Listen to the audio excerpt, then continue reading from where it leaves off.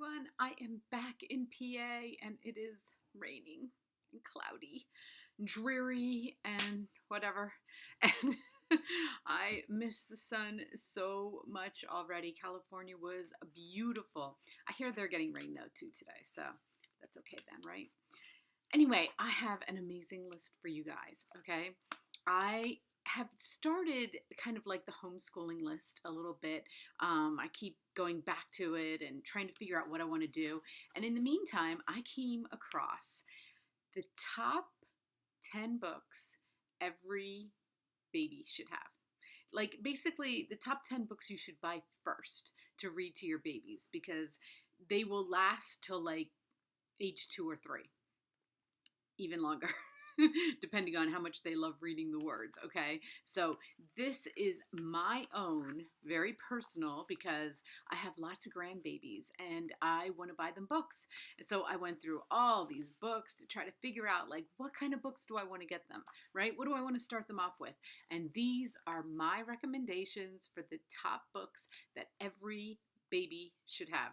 First books you buy, even if you're going to a birthday party or something like a 1-year-old birthday party, these are great books to get for 1-year-olds, okay?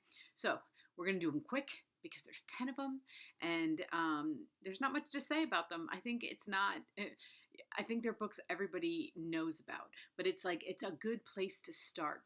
Especially if you have a lot of grandchildren like me, like I'm now just making lists of the books that I buy them because I don't know. I have 3 different families, 3 kids in each family, all different age groups. And I was like, how am I going to keep track of the books I buy them? So I've decided to make lists.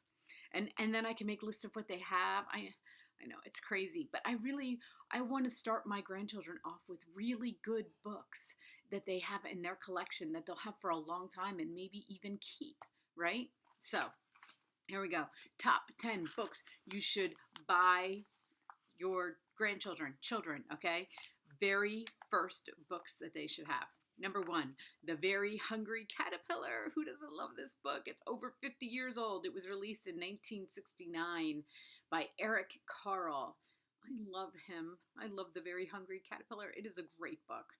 Number 2, Where the Wild Things Are by Morris Sendak.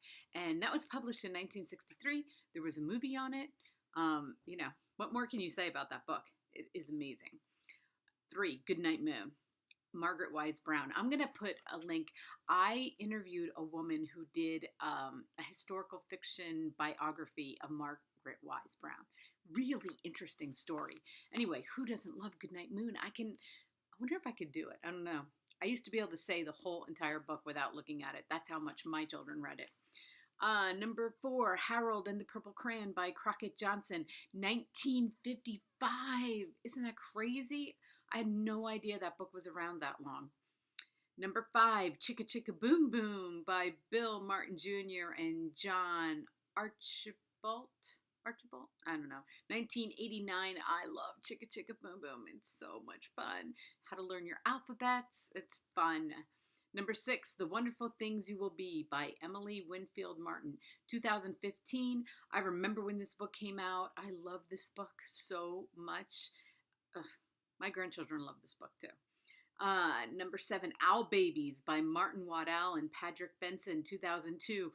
I love owl babies. They're so cute and they miss their mom. It is such a cute story. Love it. Love the pictures.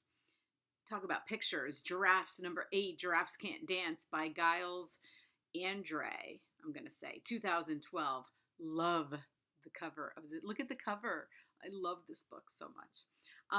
Number 9, Goodnight Gorilla by Peggy Rathman, 1996. Love that story. Love it. Number 10, The Going to Bed book.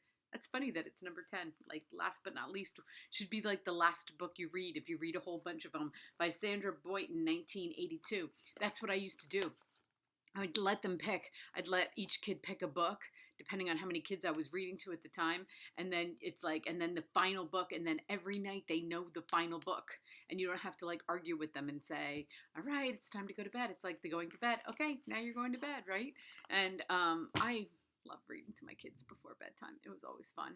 But anyway, those are the top. I think every child in their library should have those 10 books and read them over and over again. And it teaches them how to read, and they love consistency. They don't want like 100 books to pick from.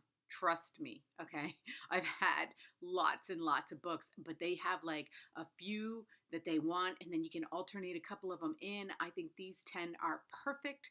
So thank you for watching, everyone. If you agree with me, let me know below. If you think that you know a better book than one of these and you want to add it to the list, tell me about it. I'd love to hear about it. So until tomorrow, thanks, guys.